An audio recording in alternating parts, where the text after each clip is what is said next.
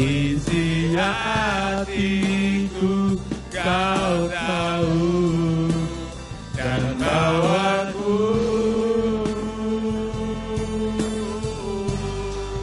untuk lebih dekat lagi padamu, tinggal dalam indahnya dekapan kasih-Mu.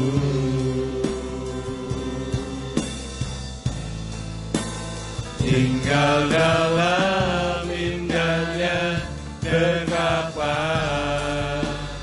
kasih-Mu.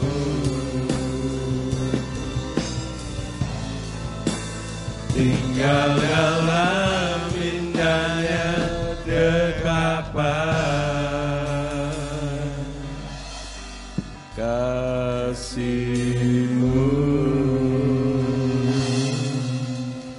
Mari kita serukan nama Yahweh dengan Shema Yisrael. Shema Yisrael, Yahweh Eloheinu,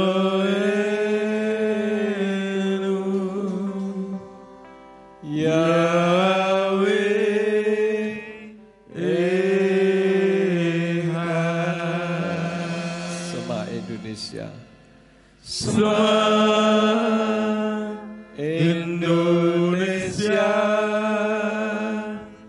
Yahweh Eloheinu,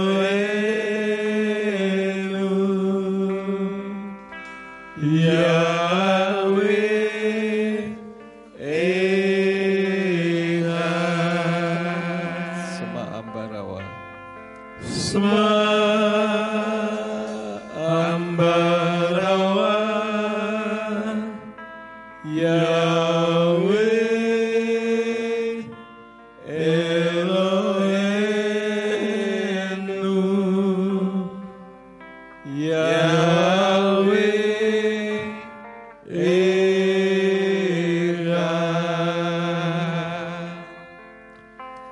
Baruch Shem Kevod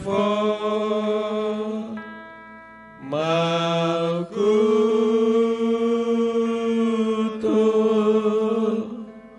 Leolam Vaed.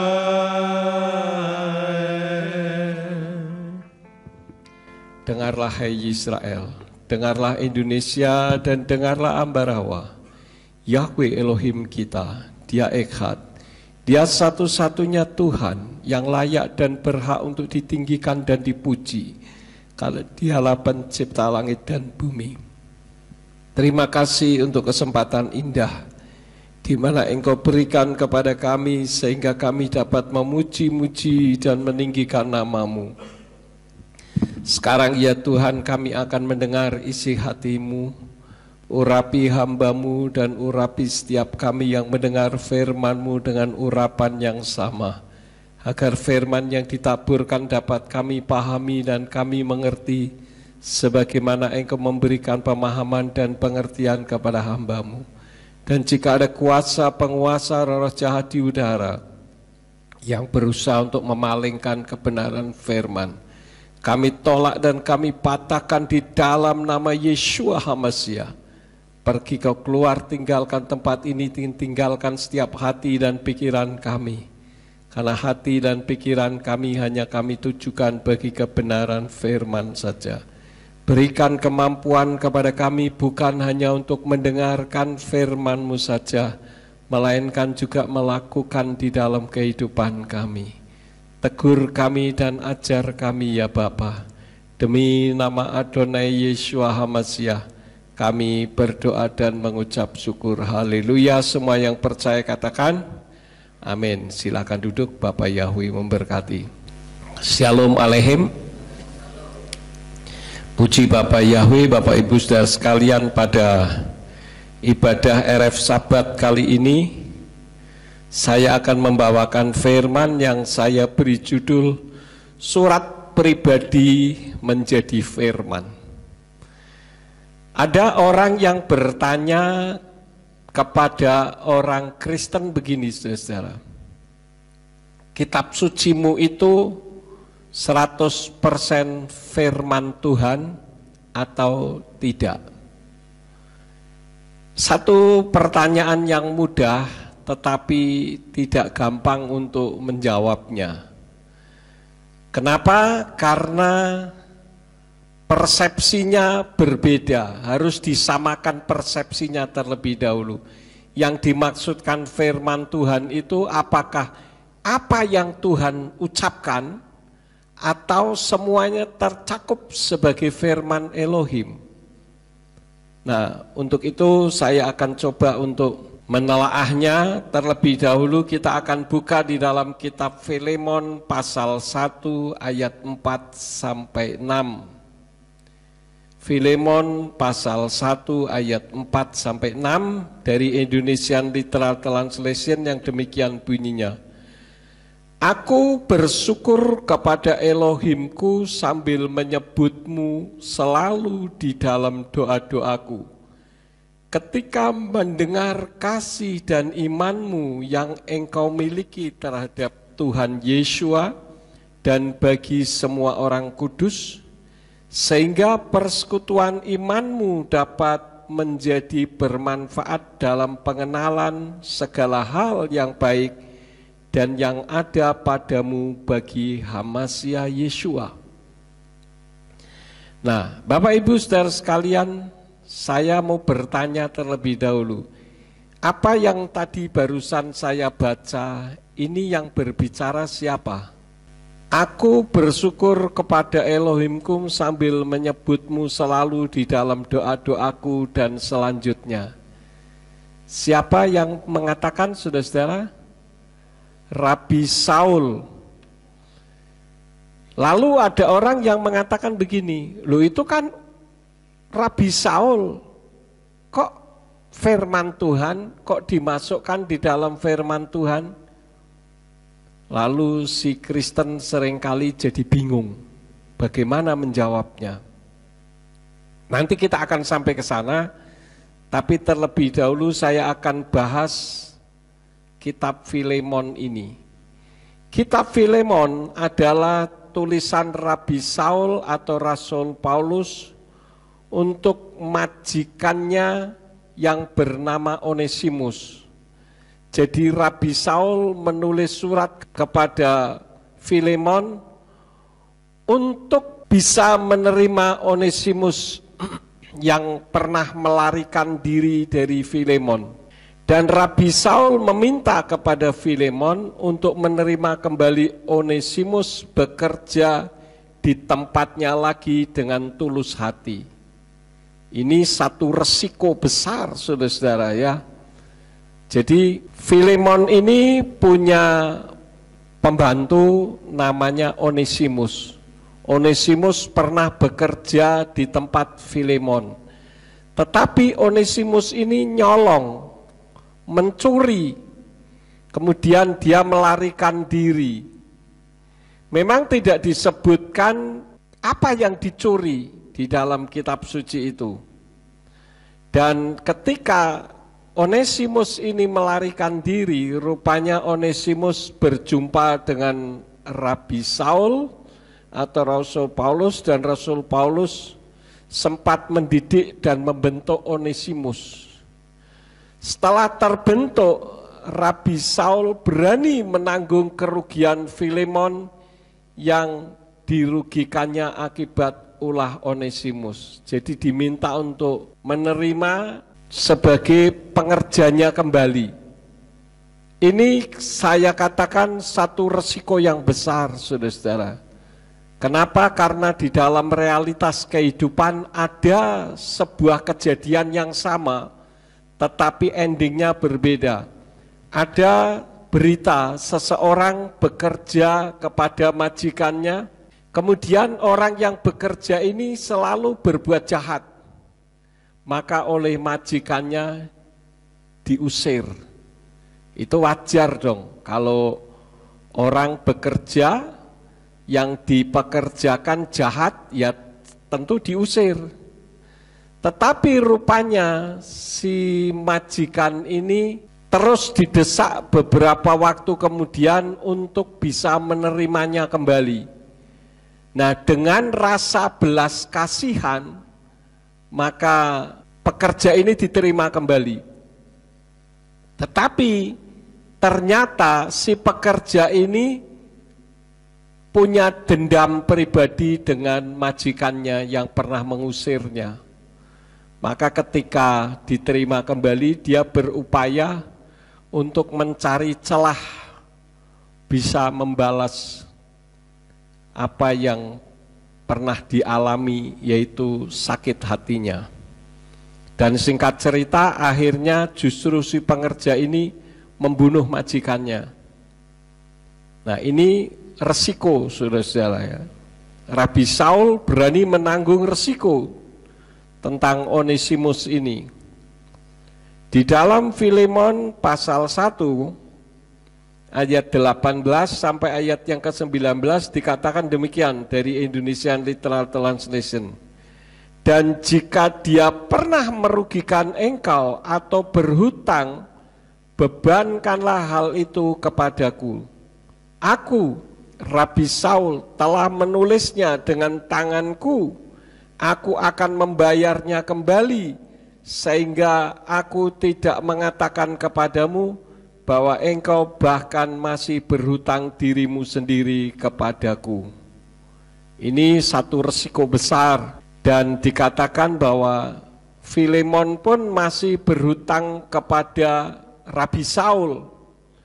Nah, yang menjadi pertanyaannya adalah, apa hubungan Rabi Saul dengan Filemon? Filemon itu adalah anak rohaninya Rabi Saul yang tergabung di jemaat Kolose, yaitu sebuah kota kuno di Frigia terletak di Likus, yaitu muara sungai Meander. Kolose itu 19 km dari utara Laodikia, dekat jalan raya dari Efesus ke sungai Efrat. Dan situs tersebut tidak pernah diekskavasi atau digali sebagai situs arkeologi atau situs ilmu kepurbakalaan. Artinya bahwa situs itu sampai detik ini masih murni. Jadi kesimpulannya Bapak Ibu Saudara sekalian, bahwa kitab Filemon itu merupakan surat pribadi Rabi Saul kepada Filemon, anak rohaninya. Kalau kita melihat di dalam kitab suci khususnya Perjanjian Baru, banyak tulisan-tulisan Rabi Saul yang dijadikan firman Tuhan. Tapi ingat, tulisan yang dijadikan firman Tuhan bukan berarti surat itu adalah firman. Ya, sekali lagi saya katakan, surat pribadi yang dijadikan firman bukan berarti surat pribadi itu adalah firman. Apalagi kalau kita membaca kitab di dalam kitab suci, ada satu kitab yang sama sekali tidak pernah menyebut sebutan Tuhan. Kitab apa kira-kira, saudara-saudara? Kitab Ester. Kitab Ester itu lebih mengarah kepada dunia politik, karena tidak menyebut Tuhan meskipun satu kali. Dan kitab Ester ini tidak diketahui siapa penulisnya. Tetapi kenapa dimasukkan di dalam kanon kitab suci sebagai firman Elohim, bagian dari firman Elohim? Ini seringkali membuat orang tidak mampu memberikan jawaban, sehingga ketika dikatakan, wong tulisan tangan orang kok jadi firman Tuhan, berarti kitabmu itu ngawur. Mikir, benar juga ya, akhirnya meninggalkan imannya. Nah, pertanyaannya, kenapa surat pribadi menjadi bagian dari firman Tuhan? Apakah berarti itu firman Tuhan? Bukan, saudara-saudara, karena di dalam kitab suci juga ada ucapan setan. Contohnya ketika Yesua dicobai, setan berbicara di situ. Ketika Adam dan Hawa berdialog dengan ular, di mana setan bermanifestasi di dalamnya, ada ucapan-ucapan setan. Tetapi kenapa semua itu dimasukkan di dalam firman Tuhan? Bukan berarti ucapan setan itu firman Tuhan. Tetapi ada kriteria-kriteria firman.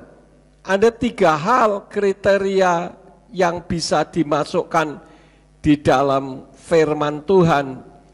Karena ada kesesuaian kriteria firman. Yang pertama, sesuai ajaran teologis. Artinya jika di-cross-checkkan dengan ayat-ayat firman, tidak bertentangan satu dengan yang lain. Nanti saya akan bahas apa yang diajarkan oleh Rabi Saul terhadap Filemon untuk menerima Onesimus. Itu juga masuk daripada ajaran teologis, artinya tidak bertentangan.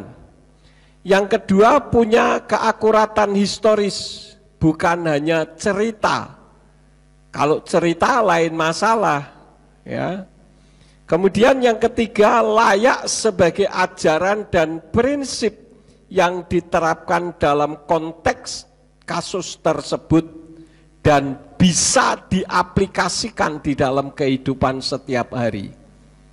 Jadi kalau ada orang membawa sebuah buku, ya, kitab suci misalkan, di sini ada enggak? Enggak ada. Misalkan ada satu kitab tebel begitu, kemudian ditanya, ini firman Tuhan atau tidak? Nah, jangan saudara jawab firman atau tidak, tetapi samakan dulu persepsinya. Apa yang dimaksud firman Tuhan oleh orang yang menanyakan itu? Karena ada persepsi bahwa kitab suci ini semuanya firman yang diucapkan oleh Tuhan. Ya tentu saja tidak. Karena tadi dikatakan bahwa setan juga ada ucapannya. Yang barusan saya baca itu ucapan dari Rabi Saul, ya. Tetapi kalau disesuaikan dengan ajaran teologis, jika di-cross-checkkan dengan ayat-ayat firman tidak bertentangan. Lalu bagaimana dengan suara setan? Suara setan tentu yang pada akhirnya menjadi satu penipuan bertolak belakang daripada firman Elohim itu sendiri. Dan kalau cerita yang tidak ada keakuratan kisahnya atau historisnya, itu tidak bisa dimasukkan di dalam kanon firman Tuhan. Jadi kitab suci itu adalah gabungan daripada banyak suara yang bisa dijadikan contoh untuk adalah firman, tapi tidak semuanya firman. Ya. Nah, kita melihat sekarang hasil pembentukan Rabi Saul terhadap Onesimus. Jadi ketika Onesimus berjumpa dengan Rabi Saul, dia dibentuk sedemikian rupa. Nah, sehingga dikatakan kalau kita kembali ke ayat tadi, aku bersyukur kepada Elohimku sambil menyebutmu selalu di dalam doa-doaku ketika mendengar kasih dan imanmu yang engkau miliki terhadap Tuhan Yeshua HaMashiach. Jadi Rabi Saul bersyukur dengan kasihnya Filemon. Ya, oleh karena itulah maka hasil pembentukan Rabi Saul ini akan diterapkan terhadap Onesimus oleh Filemon. Karena surat itu adalah suratnya Rabi Saul kepada Filemon untuk supaya bisa menerima Onesimus. Kenapa? Karena hasil pembentukan Rabi Saul terhadap Onesimus itu kasihnya Onesimus itu luar biasa. Setelah teruji, maka Rabi Saul berani mengatakan kepada Filemon untuk menerima Onesimus karena Rabi Saul mendengar tentang kasihnya Filemon di dalam kehidupan setiap hari. Tentu saja kasih yang teruji bisa ditunjukkan jika sudah melewati halangan dan rintangan tentang kasih. Jika belum teruji, justru akan menimbulkan sebaliknya. Seperti dulu waktu zaman masih di gereja lama, masih di gereja lama atau sudah di gereja yang baru ya. Dulu itu pernah ada orang keluar dari penjara, sudah baru ya. Oh, masih gereja lama. Keluar dari penjara, dia tidak tahu kemana harus pergi. Nah, saya yang merasa berbelas kasihan, saya tampung. Memang belum saya bentuk, makanya ketika tidak ada orang, malah hilang bersama dengan peralatan musik, dibawa kabur. Ya, ini salah satu bukti bahwa belum teruji, tetapi diberi kepercayaan. Ya, tentu saja dasarnya adalah karena saya berpikir dia sudah berubah, ternyata belum. Di dalam kitab Matius 5 ayat 43 sampai 46 dari Indonesian Literal Translation katakan, kamu sudah mendengar yang telah dikatakan, kasihilah sesamamu dan bencilah musuhmu. Namun aku berkata kepadamu, kasihilah musuh-musuhmu, berkatilah mereka yang mengutuk kamu, perlakukanlah dengan baik mereka yang membenci kamu, dan berdoalah bagi mereka yang melecehkan kamu dan menganiaya kamu, supaya kamu menjadi anak-anak Bapamu yang di sorga. Sebab dia menerbitkan mataharinya bagi yang jahat dan yang baik, dan dia menurunkan hujan bagi yang benar dan yang tidak benar. Sebab jika kamu mengasihi mereka yang mengasihi kamu, pahala apakah yang kamu peroleh? Bukankah para pemungut cukai pun berbuat hal yang sama? Nah, ini kalau di cross check-kan, apa sih maksudnya Rabi Saul mengatakan kepada Filemon untuk bisa menerima Onesimus? Karena pedoman firman Elohim, di mana kalau kita membaca di dalam kitab Matius pasal 5 ayat 43 sampai 46 tadi yang berbicara kan Yeshua HaMashiach. Jadi Yeshua HaMashiach mengajarkan untuk mengasihi. Nah, Rabi Saul mengajarkan kepada Filemon untuk mengasihi Onesimus, yaitu dengan menerima dia kembali sebagai anak buahnya yang pernah mencurinya. Dan itu pernah dicontohkan oleh Elisa di dalam kitab 2 Raja-Raja 6 ayat 15 sampai 23 yang demikian bunyinya. Pelayan abdi Elohim bangun pagi-pagi benar dan keluar, dan tampaklah suatu pasukan dengan kuda dan kereta perang sudah mengepung kota itu. Lalu pelayan itu berkata kepadanya, aduh tuanku, kita akan berbuat apa? Dan Elisa menjawab, jangan takut, karena yang menyertai kita lebih banyak daripada yang menyertai mereka. Lalu Elisa berdoa serta berkata, ya Yahweh, aku mohon kepadamu, bukalah matanya supaya dia dapat melihat. Ini berdoa mendoakan Gehazi supaya mata batinnya bisa terbuka. Maka Yahweh membuka mata pelayan itu, dan pelayan melihat, maka tampaklah gunung itu penuh dengan kuda dan kereta perang berapi di sekeliling Elisa. Maka ketika mereka turun mendatanginya, Elisa berdoa kepada Yahweh dan berkata, aku mohon kepadamu, pukullah bangsa ini dengan kebutaan. Maka dia memukul mereka dengan kebutaan sesuai dengan perkataan Elisa. Jadi Elisa ini memukul musuhnya bukan untuk membunuh, bukan untuk membinasakan.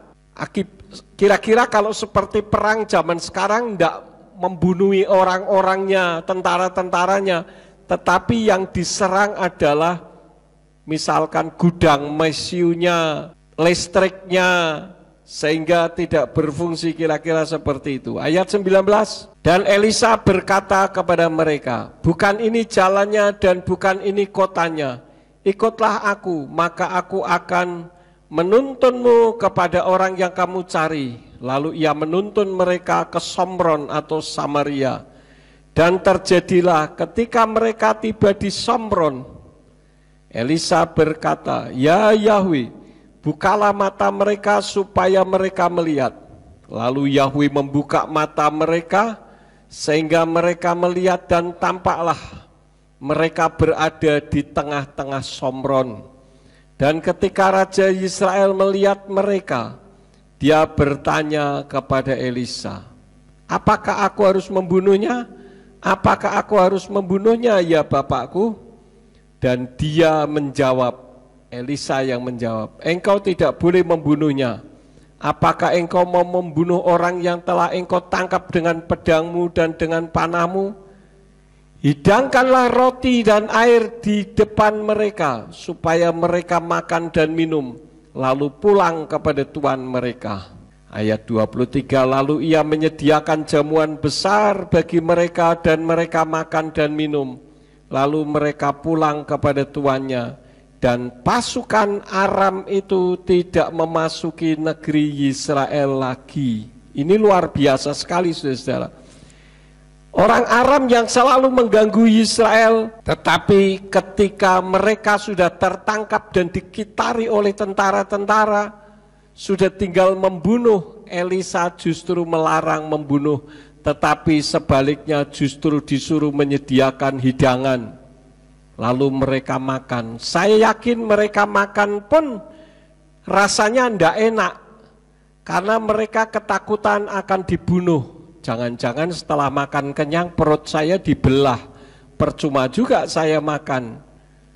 Jadi tentu tidak enak makan, saudara-saudara. Secara psikologis, secara kejiwaan itu ketakutan luar biasa. Tetapi ketika sudah makan kenyang, justru disuruh pulang. Dan kitab suci katakan pasukan Aram itu tidak memasuki negeri Israel lagi. Mungkin Raja Aram memerintah lagi tentaranya untuk memasuki negeri Israel, tetapi tentara-tentaranya bisa saja mengatakan saya tidak mau, karena saya sudah diberi kesempatan umur, setidak-tidaknya umurnya itu adalah umur nemu, ya. Jadi ketika disuruh mereka tidak mau lagi.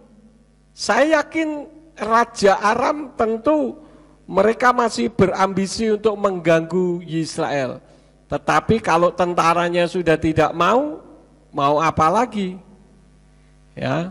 Nah, ini karena kejahatan dibalas dengan kasih. Dan kasih yang sejati itu adalah kasih yang tanpa pamrih. Siapa contoh kasih sejati yang tanpa pamrih? Tidak lain adalah Yeshua HaMasyiah. Di dalam Roma pasal 5 ayat yang ke-8 dari Indonesian Literal Translation dikatakan demikian. Namun Elohim menunjukkan kasih-Nya sendiri kepada kita, bahwa ketika kita masih berdosa, HaMasyiah sudah mati ganti kita. Jadi kita belum mengenal Yeshua, belum mengenal Bapa Yahweh. Yeshua sudah mati untuk kita. Artinya dia mengasihi kita dengan tanpa pamrih. Yang sekarang terjadi kan orang mengasihi kalau dikasihi. Seperti kemarin Pak Simeon mengatakan bahwa kalau kamu baik kepadaku, aku bisa lebih baik kepada kamu. Tetapi kalau kamu jahat, maka aku akan bisa jauh lebih jahat. Ini statement yang salah, saudara-saudara ya. Kemarin sudah diterangkan oleh Bapak Wakil Gembala Sidang, bahwa statement-statement dunia, mungkin juga statement pendeta harus dicocokkan dengan firman Tuhan. Karena kalau tidak, maka itu sudah bukan firman lagi. Jadi ketika Rabi Saul menulis surat supaya Filemon menerima Onesimus, karena Rabi Saul sudah mendengar tentang kasihnya Filemon dari orang-orang yang ada di sekitarnya. Karena itu dia menulis surat dan berani meminta untuk supaya Onesimus diterima kembali.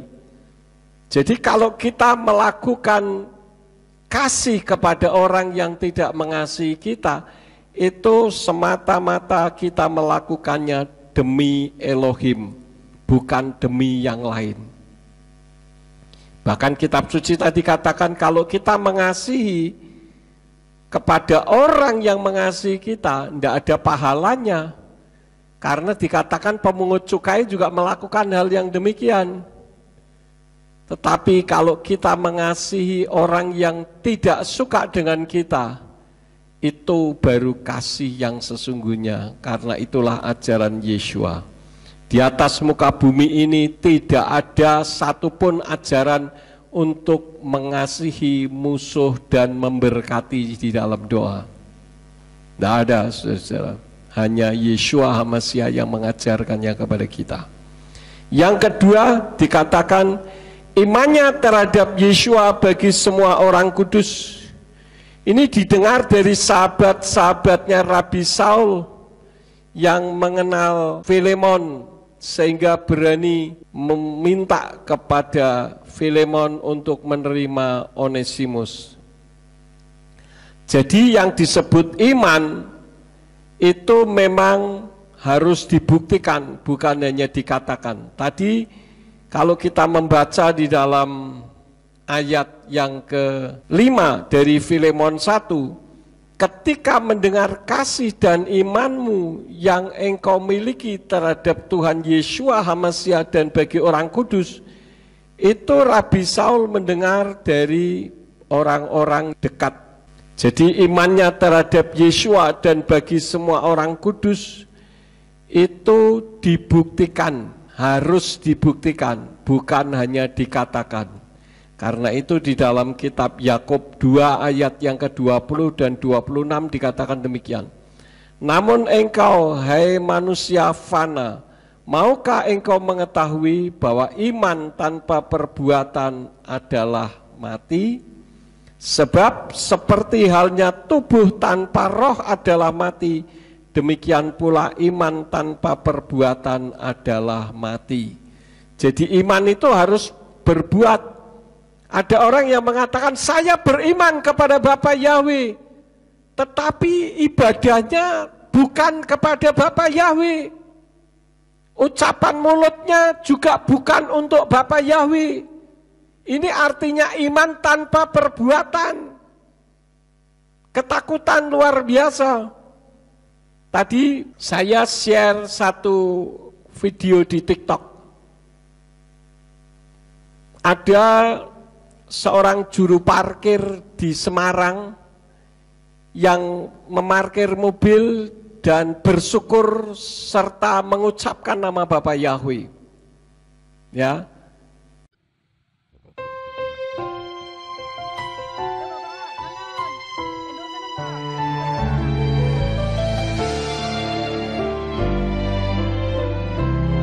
Halo, shalom saudaraku.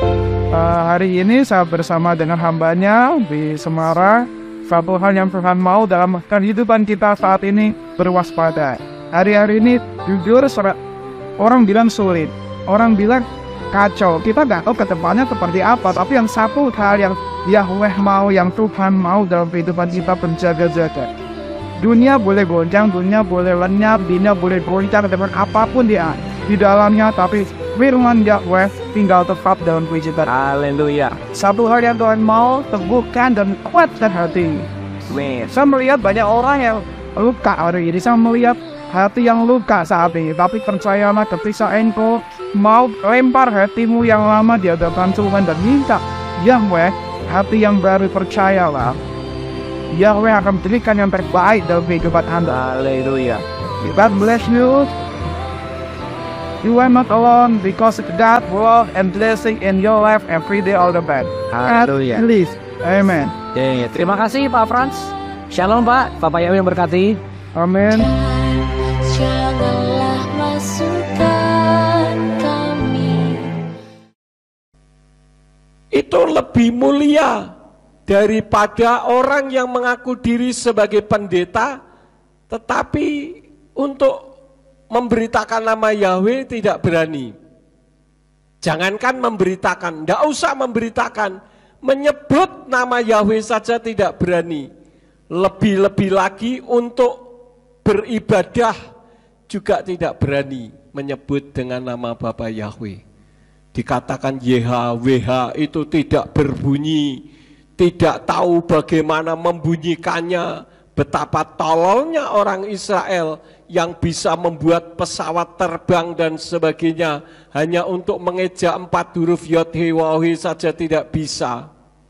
Kalau dikatakan itu semua huruf mati, ya semua huruf mati. Haleluya juga huruf mati, Shalom juga huruf mati, semua huruf Ibrani huruf mati semuanya. Kok bisa dibunyikan? Dan kalau saudara melihat video di YouTube tentang kondisi keadaan di Israel, di sana ada banyak papan-papan nama dan sebagainya.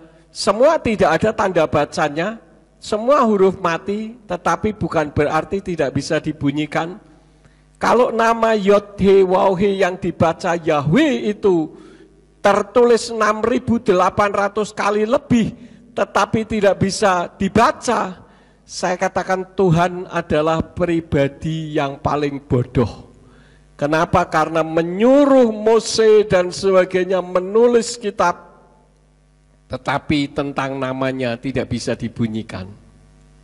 Ya, jadi Bapak Ibu Saudara sekalian, iman tanpa perbuatan itu mati. Saya katakan kepada saudara sebagai hamba-hamba Elohim, dengar dengan baik. Kalau kalian sudah tahu nama Bapa Yahweh, tetapi Anda tidak berani mengajarkannya, ingat Yekeskel 3 ayat 18 sampai 21, darah mereka akan ditanggungkan kepada kalian. Dan saya katakan lebih baik pensiun saja jadi pendeta, pensiun saja jadi pelayan Elohim. Iman tanpa perbuatan mati. Kalau saya boleh katakan seperti akuarium tanpa ikan. Itu namanya bukan lagi akuarium, tetapi kotak kaca. Yang namanya akuarium itu harus ada ikannya. Ngomongnya sih beriman kepada Bapa Yahweh, tetapi dengan beribadah dan ucapannya tetap kepada Allah, itu artinya hatinya bukan kepada Bapa Yahweh. Karena semua yang diucapkan di mulut berasal dari hati. Dan firman Tuhan katakan, kalau ya katakan ya, kalau tidak katakan tidak, kalau lebih daripada itu berasal dari si jahat. Itu yang kedua. Yang ketiga, membuktikan pertobatannya.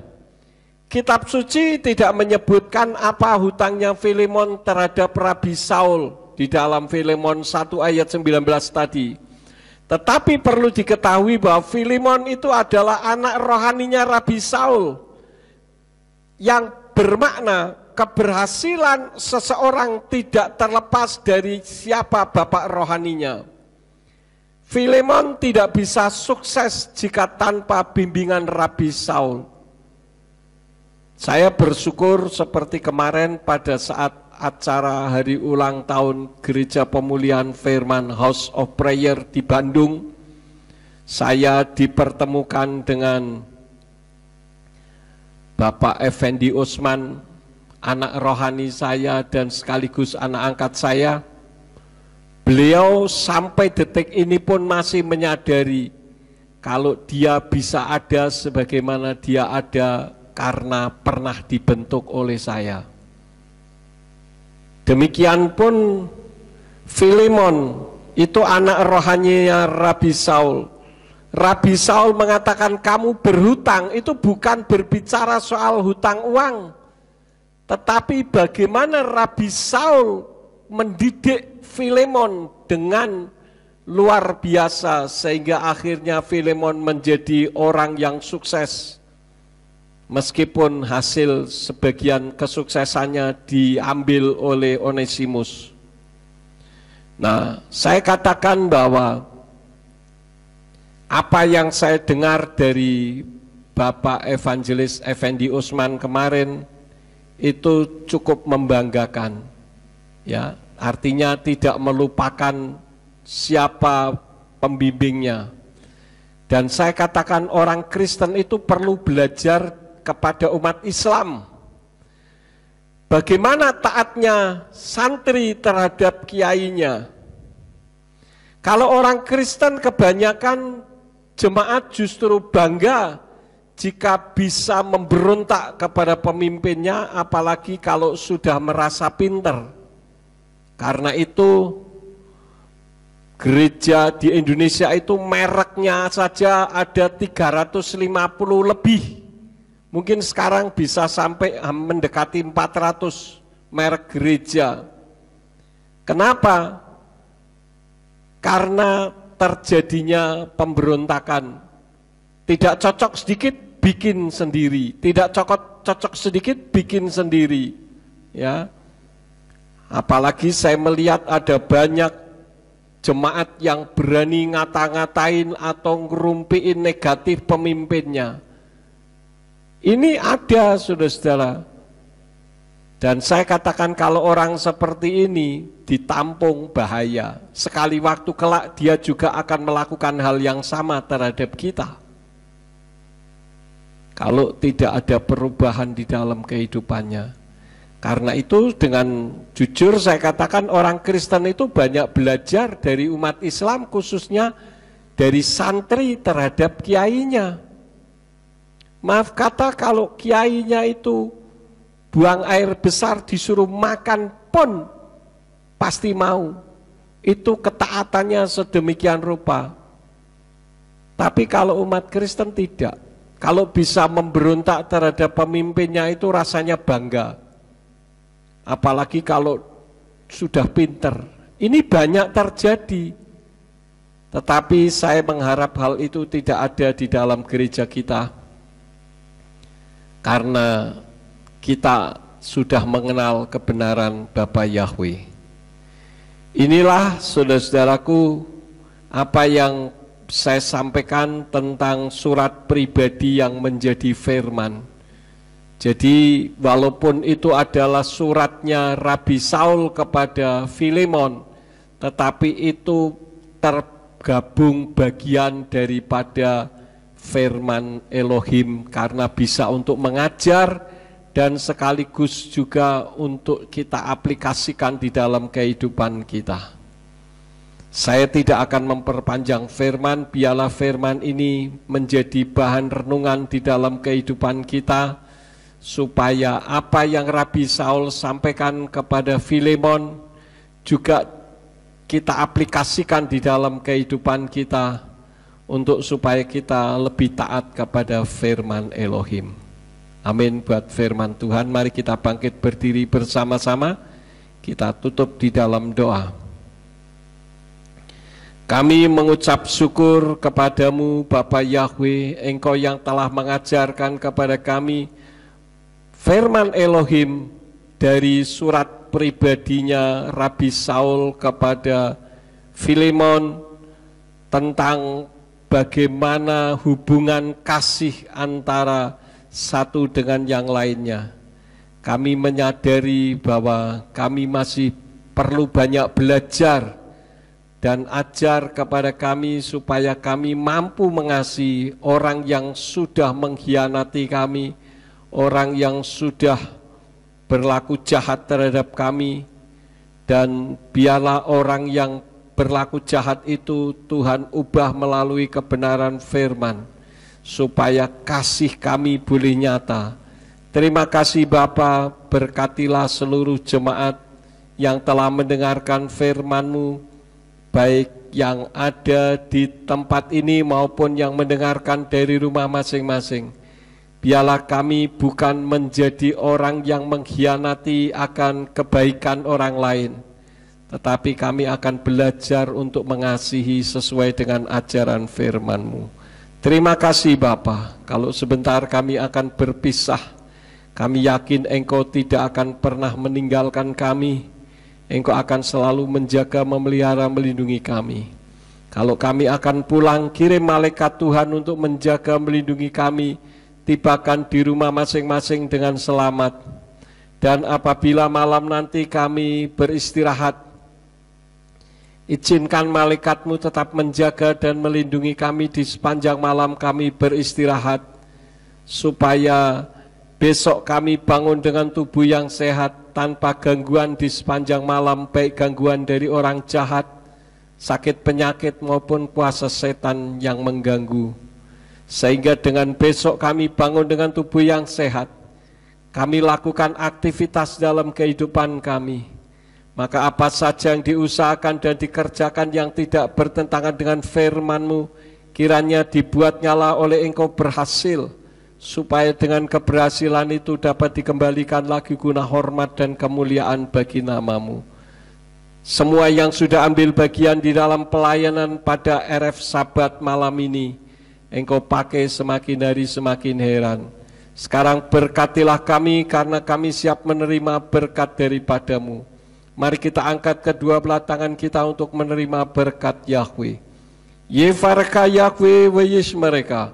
Yahweh memberkati engkau dan memelihara engkau. Yaer Yahweh pano oleh kawikuneka. Yahweh menyinari engkau dengan wajahnya dan memberi engkau anugerah. Yisa Yahweh pano oleh kawiyashem leka shalom. Yahweh menghadapkan wajahnya kepadamu dan memberi engkau damai sejahtera. Diberkatilah engkau di kota dan diberkatilah engkau di ladang. Diberkatilah buah kandunganmu, hasil bumimu dan hasil ternakmu, yakni anak lembu sapimu dan kandungan kambing dombamu. Diberkatilah bakulmu dan tempat adonanmu. Diberkatilah engkau pada waktu masuk dan diberkatilah engkau pada waktu keluar. Sekarang pulanglah dan terimalah berkat. Kasih Bapa Yahweh Sang Pencipta, kasih karunia Adonai Yeshua HaMasiah Sang Pembeli jiwa, dan Ruach HaKodes menyertai saudara sekalian sampai Maranatha.